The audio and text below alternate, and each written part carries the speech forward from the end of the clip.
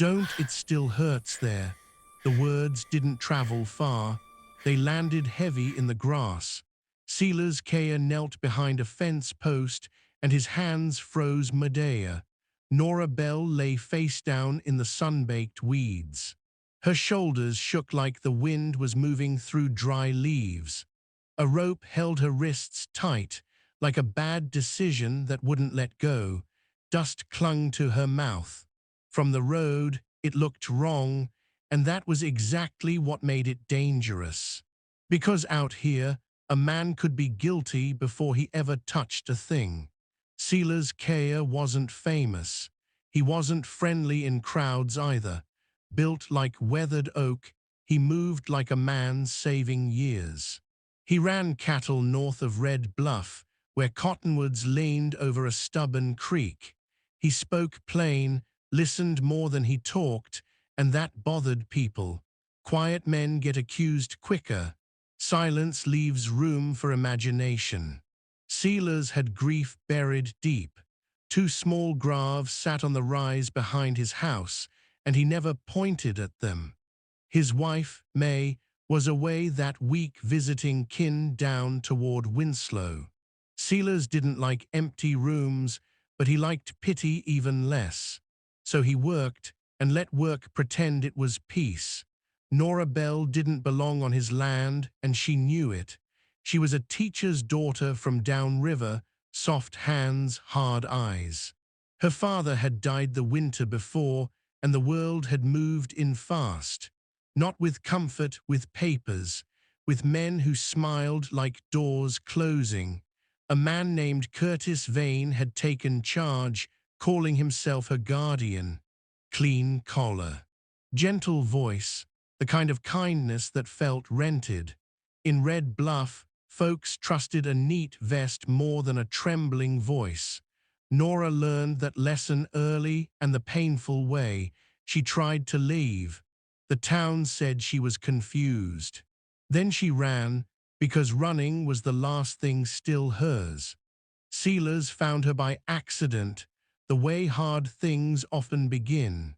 He was tracking a stray steer near a wash cracked like broken pottery when he saw buzzards turning in lazy circles.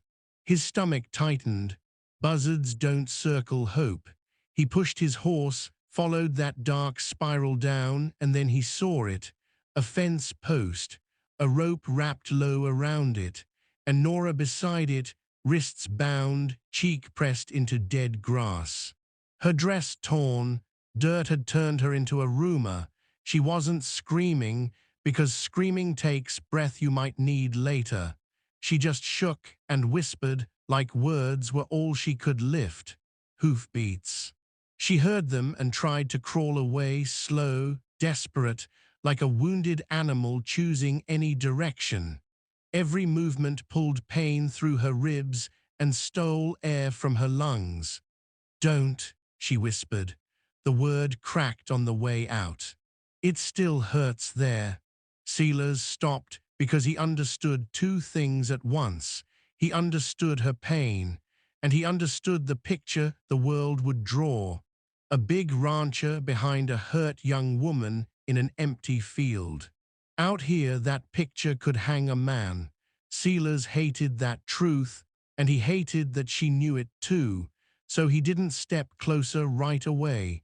That was the first mercy. He slid off his horse slow and set his hat on the ground. Held his hands out, palms open, showing he had nothing. I ain't here to harm you, he said, voice low. Nora didn't answer. Her shoulders trembled harder. Silas reached into his saddlebag slow enough to make no sudden shadow. He pulled out a clean cloth, a small tin of water, and a roll of bandage, then set them down where she could see. Then he backed away a step. You do it, he said softly. And I'll tell you how, because giving a scared person choice is sometimes the only real medicine. Nora stared at the cloth like it might bite. Her eyes flicked to Silas, searching for the lie she expected. Silas stayed still, turned his face toward the horizon on purpose. The heat pressed down.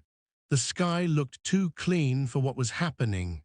Finally, Nora reached inch by inch, pressed the cloth to her side, and a small sound escaped her, like pain leaving the body but not the memory. Silas didn't look. Looking can feel like taking. Instead, he talked plain, like a man building a bridge out of words. "My name's Silas Kerr," he said. "I run cattle north of Red Bluff." "Nora," she whispered. Her name sounded like it weighed 100 pounds. Then the wind shifted, and it brought trouble with it. Silas smelled sweat, leather, and horses that didn't belong to him. Far off, two riders moved along the flats, small as nails against the bright land. Nora heard them first. Fear sharpens the ear like a wet stone. "He'll find me," she said, and her whole body went rigid. Silas stood slowly, measuring distance like it was a debt. Helping her would cost him peace. Walking away would cost her life. One cost he could pay, one he couldn't stomach. So Silas knelt again and did the thing that could look damned. He drew his knife and cut the rope anyway. Careful so the blade never kissed her skin.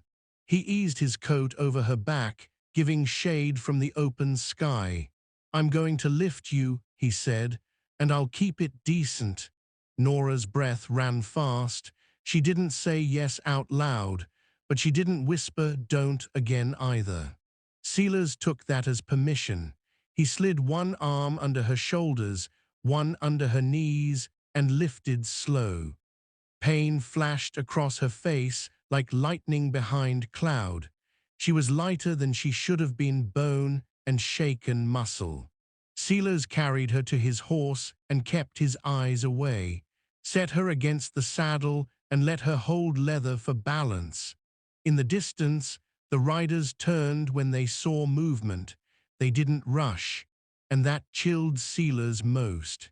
Men who rush are scared. Men who stroll are sure. Silas took the reins and led the horse at a walk. He didn't mount, didn't want her jolted by every step. He walked beside her and let the horse be her crutch. "We'll get you water," he said, "and we'll get you shade." Nora stared at the horizon like she expected the ground to open. "Still hurts there," she muttered, like she was ashamed of being alive. Silas nodded once. He didn't insult pain by calling it small. They might have made it quiet if the road hadn't betrayed them. A freight wagon rolled up, two boys on the seat. They saw Silas leading a horse. They saw Nora slumped under a coat. They saw rope marks on her wrists, and their minds did what minds do. They filled the gaps with the ugliest story that fit. By the time Silas reached his gate, Red Bluff already had a version, and that version didn't include mercy, or water, or a cracked door left open on purpose. It included whispers, pointed fingers, and men smiling at their own certainty. A town doesn't need facts when it's hungry for a villain. It just needs something it can repeat without choking on it. Silas's place wasn't much: weathered boards, a corral, wire fences stitched into dust. Cottonwoods leaned over the creek like tired men trying to shade a secret. Silas guided Nora inside and announced every movement slow. He set her on a narrow bed near the window where the light came soft. He pulled the curtain, cutting the worst heat, and left the door cracked. He poured water into a tin cup and set it within reach. Then he stepped back, like distance was a vow he meant to keep. "Rule here," Silas said. "I don't touch unless you ask. If you want me gone," he added, "I'm gone."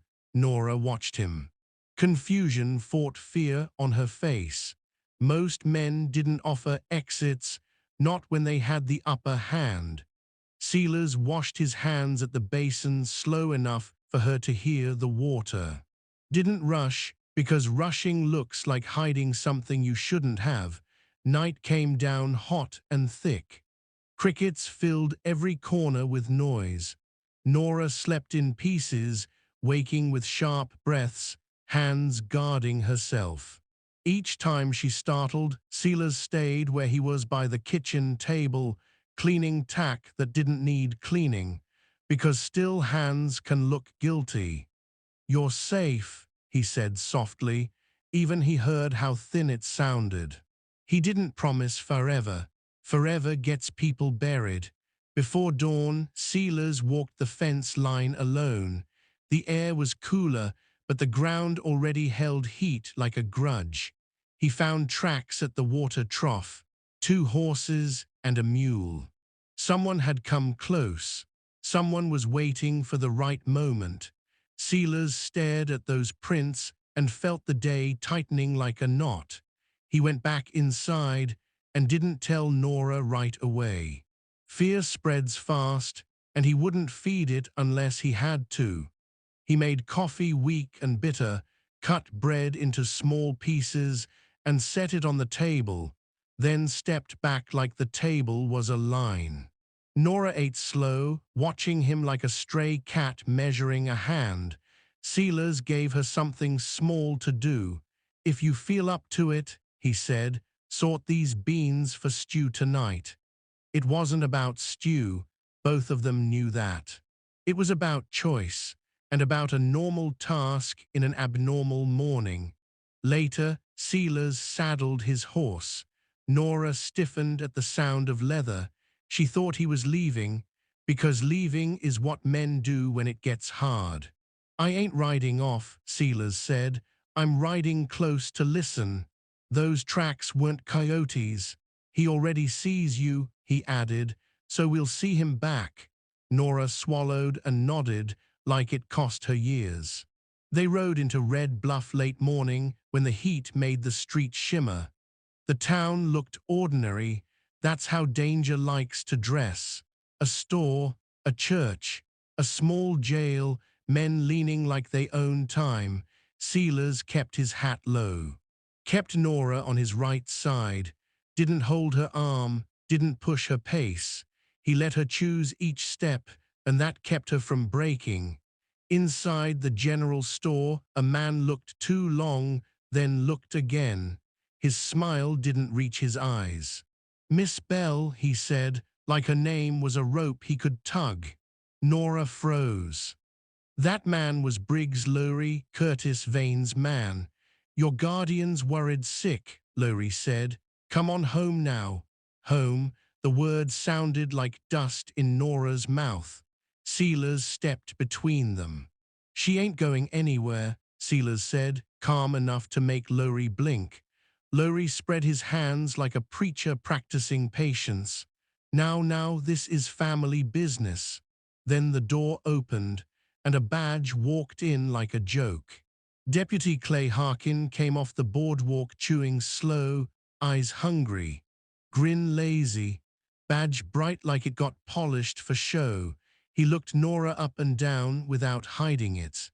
"Best return property," Harkin said, casual as talking about a stray calf. Nora flinched. That flinch told Silas more than any speech. "People ain't property," Silas said. His words carried farther than he meant. A couple heads turned. Most eyes dropped to boots. Harkin smirked. "In my county," he said, "you'll find it works different." Silas tipped his hat like the conversation was done. Outside, Nora's hand shook hard enough to rattle her blanket. "They all know him," she whispered, and the sentence sounded like a door locking. Silas rode her back home. That night, riders moved on the horizon, not close yet, close enough to warn. Silas sat on the porch, coffee gone cold, stars coming hard. Helping her meant trouble, letting her go meant worse. Inside, Nora told him the truth in careful pieces, like handing over glass. Curtis Vane wasn't kin. He'd helped her father once, then collected the debt after death. When she tried to leave, he called her reckless. When she tried to hide, he used the town like a net. Silas listened, jaw tight, hands still, letting her set the pace of pain. When she finished, there wasn't anything clever worth saying, so Silas said the only thing that mattered: "You're safe here tonight." At dawn, Silas found a note pinned to his gate, tidy writing: "No name. Return the girl or we'll return the trouble." Polite as poison, Silas burned it in the stove, watched it curl into nothing, not to hide it, to refuse to keep it. By sundown, Lowry rode up to the fence line, sitting easy like he belonged. "Evening, Mr. Kerr," he called, friendly voice, eyes not. Silas stayed on the porch with his hands visible. Visible hands can save minutes. "Word is you picked up a stray," Lowry said. "She's missed by decent folk." Silas answered dry. "Who's asking?" Lowry smiled. "Curtis Vane, and he's willing to be reasonable." Reasonable, Silas thought, is what wolves call themselves right before they bite. "Tell Vane," Silas said, "I don't hand people over like sacks of feed." Lowry's eyes narrowed and flicked toward the window where Nora stood back. That glance told Silas the truth. This wasn't only about Nora. This was about teaching the county nobody steps in Vane's path. Lowry tipped his hat like he was leaving kindly, then called back soft, "Tomorrow. We do this in town with witnesses. Deputy Harkin will be there." Silas watched the dust fade and felt tomorrow settle into his bones. Nora stood in the doorway pale, like the day had already found her. Locks don't stop men who own the crowd, but Silas checked them anyway. That night, he cleaned a rifle, then put it away, like he hoped hope could matter. Right before dawn, Nora came into the kitchen with the blanket tight on her shoulders. Silas poured coffee and slid it to her with 2 fingers. She held it with both hands like warmth could patch a cracked soul. "Tell me one thing," Silas said, voice low enough to feel safe. "Does Vane care about getting you back, or about how it looks?" Nora stared into the coffee like the sky lived at the bottom. "Both," she said, then quieter, "He cares most about looking good." Silas nodded. "Vanity is a hook you can grab." He pulled paper and a pencil stub, wrote a short note, then paused and carefully wrote a name: Gideon Rusk, United States Marshal. Nora watched, cautious hope rising like a shy flame. "Who's that?" she asked. "A man who owes me," Silas said. He rode to a trading post where news moved faster than horses, found a traveler headed toward Flagstaff, tired eyes, steady hands, and paid him. "Get it to Marshal Rusk," Silas said. "Tell him it's Silas Kerr from Coyote Wash." The traveler raised an eyebrow, then nodded. Because names still meant something, Silas rode home tight-shouldered. Asking for help tastes like pride breaking. By late morning, dust rose on the horizon, and it didn't come alone.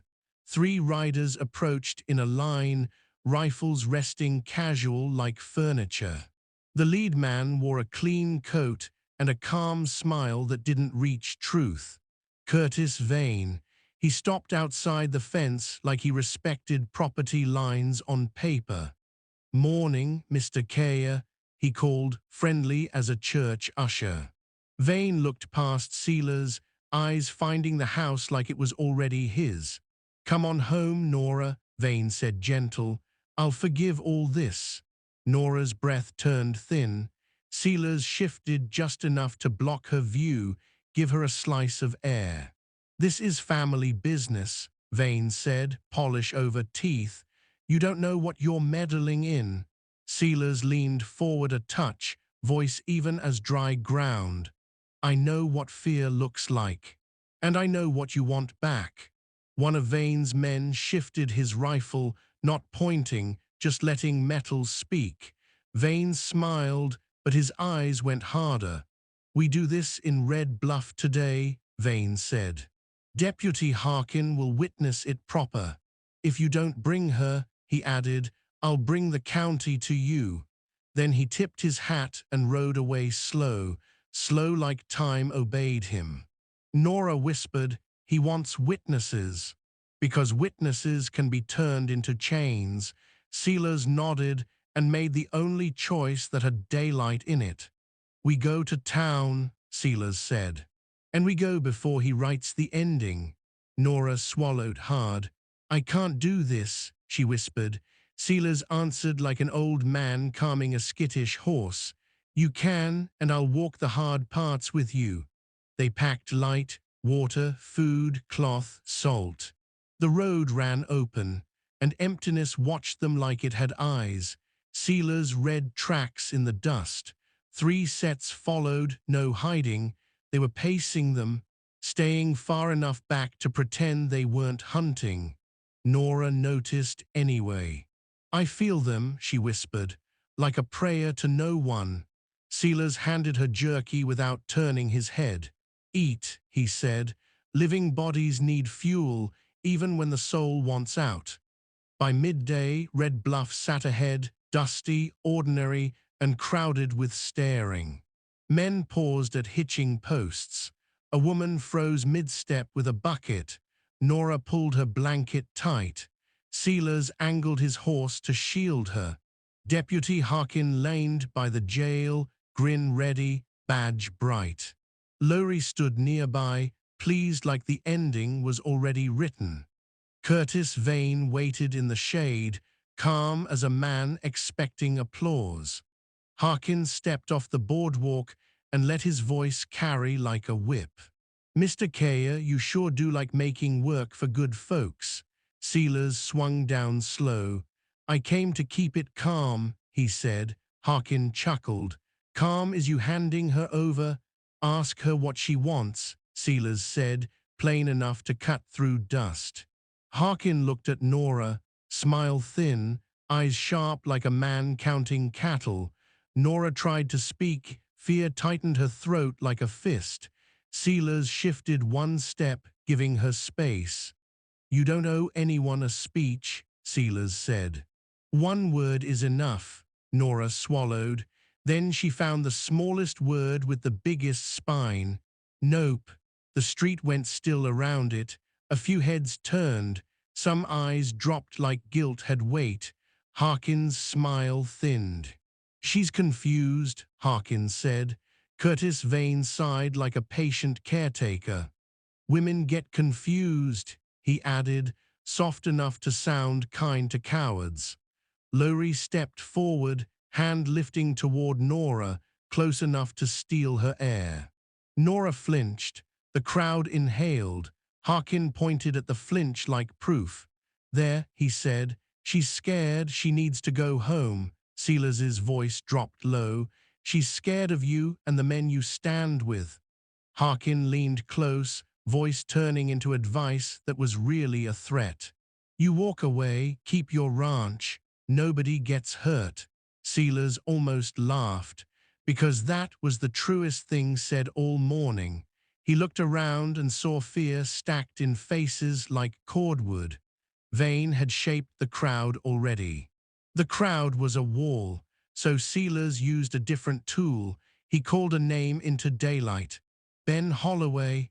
An older man shifted in a doorway, eyes wary like being named was dangerous.